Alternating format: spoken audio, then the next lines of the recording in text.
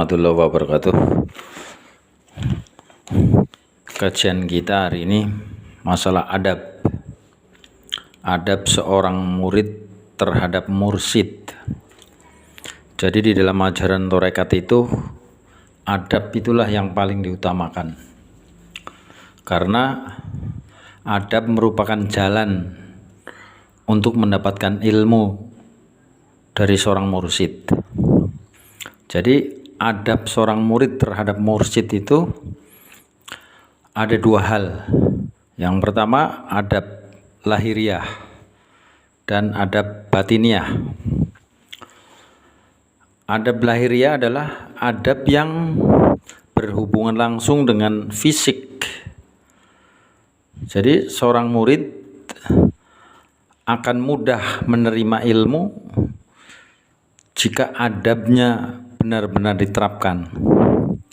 Secara lahiriah, murid itu harus menjunjung tinggi martabat dan wibawa gurunya atau mursyidnya. Karena kedudukan mursyid di dalam ajaran tarekat itu sangat tinggi, sangat mulia. Jadi kalau seorang murid ingin benar-benar berilmu sesuai dengan apa yang guru ajarkan sehingga dia mudah menyerapnya baik secara zahir maupun batin, maka yang utama adalah adab. Adab zahiriyah yang sifatnya lahiriah meliputi ya tadi menjunjung tinggi wibawa dan martabat guru. Kemudian yang bersentuhan dengan fisik, jadi misalnya datang ke pondok, ke pesantren tarekah atau hendak menemui gurunya, yang pertama dia dianjurkan untuk bersuci. Karena kita yakini bahwa seorang mursyid adalah orang yang selalu menjaga wudhunya, selalu bersih. Maka kita bertemu, bersentuhan tangan, berjabat tangan, dianjurkan dalam keadaan bersih, berwudhu. Yang pertama, pada saat bertemu, berjabat tangan, kita sebagai murid harus menundukkan kepala. Dalam artian kita ini lebih rendah dari gurunya. Kemudian berjabat tangan, mencium tangan itu bolak-balik. Yang punggung tangan itu kita cium dan telapak tangannya pun kita cium. Karena itu melambangkan kemuliaan. Punggung tangan itu sebagai orang tua kita, bahwa mursyid kita itu adalah orang tua kita. Dan telapak tangan adalah sebagai guru rohani kita, sebagai sumber ilmu yang akan mengalir kepada diri kita. Itu yang bersifat zahir. Kemudian kalau mau bertanya, sebelum bertanya itu dianjurkan untuk memohon izin terlebih dahulu. Kenapa harus mohon izin?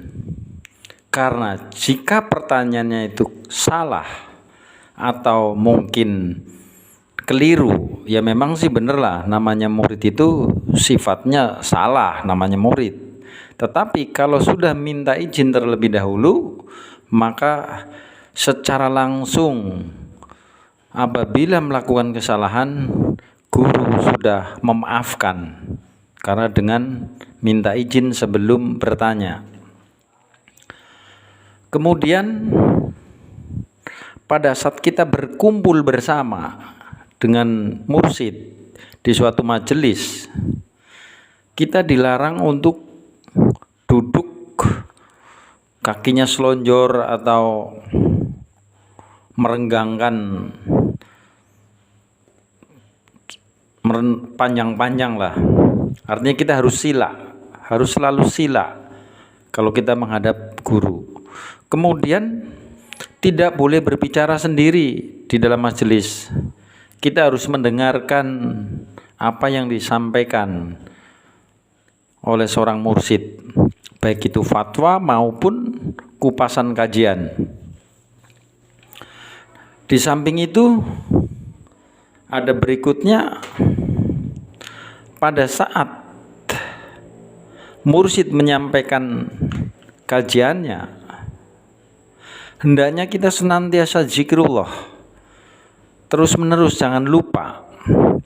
Karena dengan kita zikir, dengan kita mengingat Allah, hati kita tentram sehingga mudah menerima ilmu atau kajian yang diberikan oleh mursyid kita. Dan pada saat kita meninggalkan majelis, kita juga melakukan hal yang sama pada saat hendak bertemu.